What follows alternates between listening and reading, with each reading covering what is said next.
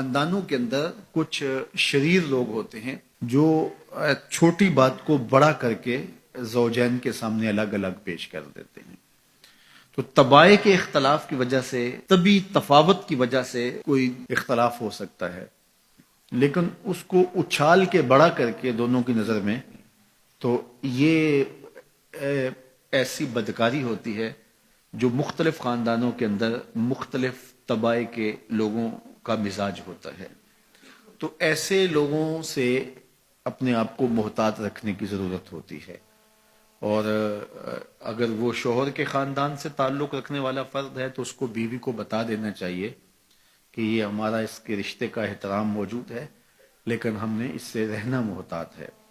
اور اگر وہ بیوی کے خاندان کا فرد ہے تو بیوی شوہر کو بتا دے کہ یہ صاحب معزز تو بہت ہیں ہمارے خاندان میں، لیکن ماشاءاللہ شریر بھی بہت ہیں. ان کی مثال اس مکھی کی طرح ہے جو سارے بدن کو چھوڑ کے زخم کی جگہ پہ بیٹھتی ہے.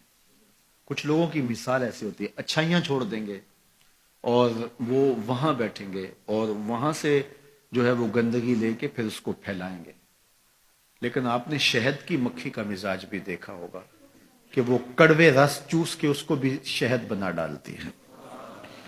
تو اس طرح کے لوگ عمومی طور پہ جو ہے وہ خاندانوں کو توڑ دیتے ہیں اور دو لوگوں کے درمیان فساد اور شر کا ذریعہ بنتے ہیں. یہ انسانی وجود کے اندر شیطان کے نمائندے ہوتے ہیں. اپنی اس ازدواجی زندگی کو، اپنی گھریلو زندگی کو بچانے کے لیے خاندانوں کے اندر اگر کوئی شریر طبع کا شخص ہو، کوئی بخسیس النفس شخص ہو، کوئی خبیث الفطرت شخص ہو، تو اس سے جو ہے وہ اپنے آپ کو محتاط رکھنے کی ضرورت ہوتی ہے، کیونکہ یہ طلاق کا سبب ہوتا ہے. طلاق کا ایک سبب والدین کی بے جا مداخلت بھی ہوتی ہے. والدین کی ذمہ داریوں میں شامل ہے کہ اگر کوئی اختلاف پیدا ہو جائے تو ان کو پاٹنے کی کوشش کریں. لیکن بعض اوقات میاں بیوی کے اختلاف اس نوعیت کے نہیں ہوتے کہ اس میں دخل اندازی کی جائے.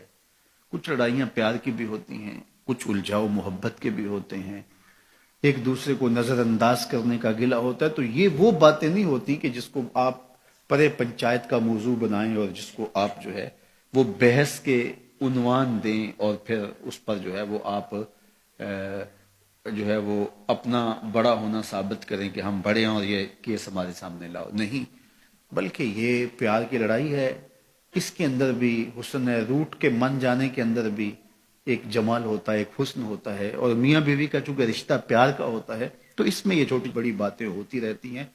اور اس میں بیوی معمولی سا نظر انداز ہونا بھی گوارا نہیں کرتی. شوہر کی فضول تر ذمہ داریاں بعض اوقات اس کو غافل کر دیتی ہیں، تو بیوی اس کو گوارا نہیں کرتی کہ تم مجھ کو نظر انداز کر رہے ہو. چونکہ انسانی فطرت کے اندر تجدید محبت بھی ہے. اگرچہ بیوی کو یہ یقین ہوتا ہے کہ یہ مجھ سے محبت کرتا ہے، لیکن وہ اس کی زبان سے سننا چاہتی ہے، اس کے معمولی رویے کی تلخی بھی اس کو گوارا نہیں ہوتی.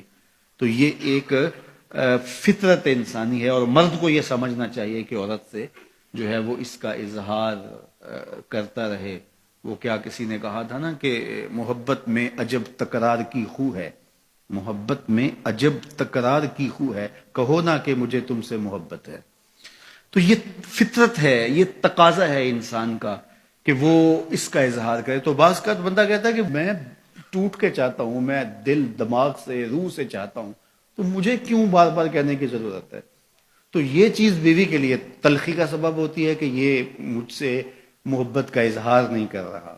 تو اس طرح تناؤ پیدا ہو جاتا ہے. تو یہ تو تناؤ محبت کا ہے. بیوی کو بھی 100% یقین ہے کہ یہ مجھ سے محبت کرتا ہے اور جو ہے وہ شوہر کو بھی. لیکن یہ اس طرح کے تناؤ کے اندر بعض خاندان کے بڑوں کو پنچ بننے کی بڑی خواہش ہوتی ہے، دھکے سے آگے بڑھا، ہاں جی آپ کی صلح کروانے ہیں، میاں تم گھر رہو، یہ معاملہ ہمارا ہے اور یہ مابین زوجین ہے. اور جو مابین زوجین تنازع ہوں ان کو مابین زوجین ہی رہنا چاہیے، ان کو دو خاندانوں کے مابین نہیں آنا چاہیے. اور جب وہ مابین قبائل آتے ہیں تو وہ تماشا بن جاتا ہے، جبکہ وہ لڑائی جو ہے وہ ایک معمولی تھی اور وہ پیار کی لڑائی تھی، وہ کوئی ایسا اختلاف نہیں تھا.